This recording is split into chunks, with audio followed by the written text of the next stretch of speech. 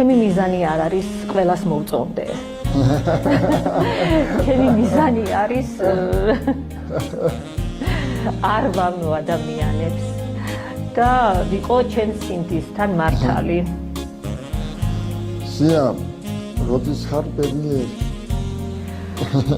ბედნიერება არის თუ არსებობს საერთოდ ეს უფრო შინაგანი მდგომარეობა, შინაგანი სულიერი ჰარმონია შინაგან სამყაროსა და გარე სამყაროს შორის. მუდმივი ბედნიერება არ არსებობს, მაგრამ არსებობს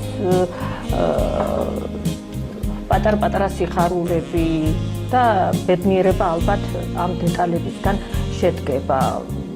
სასიამოვნო დღეებისგან, ლამაზი დღეებისგან, ლამაზი მოგონებებისგან და რა ვიცი, ჩვენ უნდა ვიცადოთ ვიყოთ ბედნიერები, მაგრამ ახლა მუდმივი ბედნიერება ბუნებაში არ არის.